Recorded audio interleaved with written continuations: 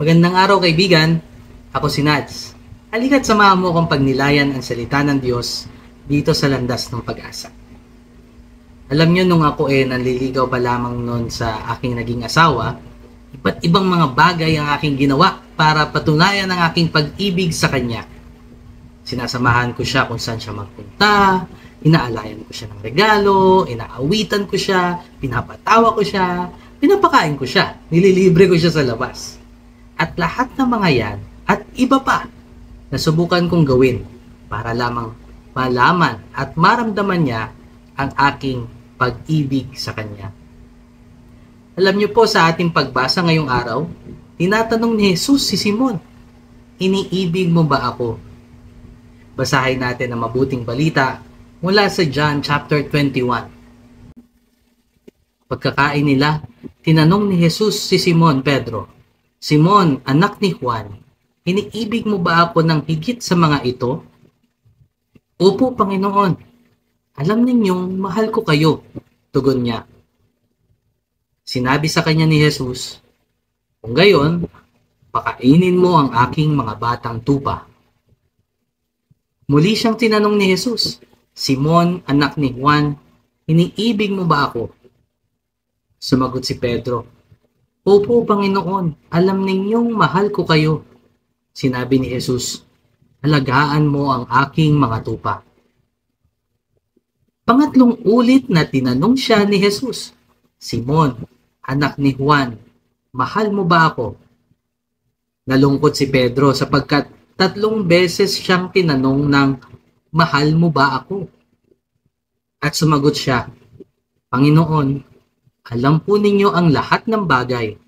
Alam ninyong mahal ko kayo. Sinabi sa kanya ni Jesus, pakainin mo ang aking mga tupa. Pakatandaan mo, noong bata ka pa, ikaw ang nagbibihis sa iyong sarili at pumupunta ka kung saan mo gusto. Ngunit pagtanda mo, iuunat mo ang iyong mga kamay at iba ang magbibihis sa iyo at dadalhin ka kung saan hindi mo gusto.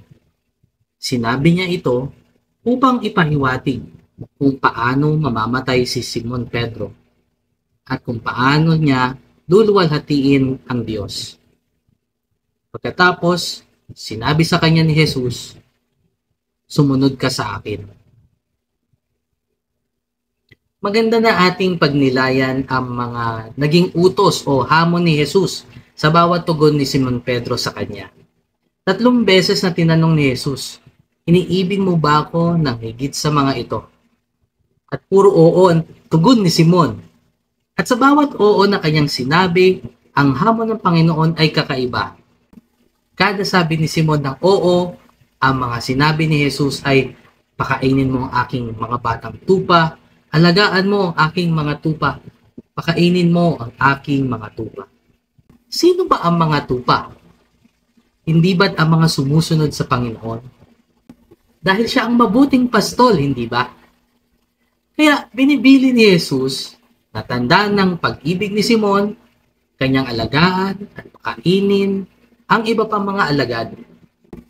Hindi sinasabi ni Kristo na mahalin mo ako, alagaan mo ako, pakainin mo ako, kundi sila. Dapat sa pagkakarinig natin ng mga salitang yan, maalala natin yung turo ni Jesus na mahalin natin ang ating kapwa. Mahalin natin ang isa't isa gaya ng kanyang pag-ibig sa atin. Kaya kung nais nating mahalin ang Diyos, mahalin natin ang mga minamahal niya. At yon, walang iba kundi ang ating kapwa. Kaibigan, ngayong araw ay may hamon sa atin ang salita ng Diyos. At yon ay ang tumugon tayo at ipahayag ang pagmamahal natin sa Kanya.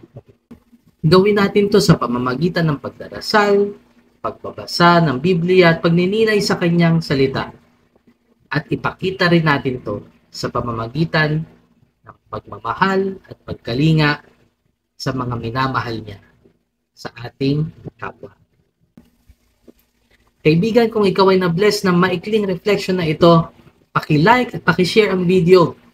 Maging boses ng pag-asa sa mas marami pang tao. Ito po si Nads na nagsasabing, sa pagninilay sa pagbasa, may makukuha tayong pag-asa. God bless po!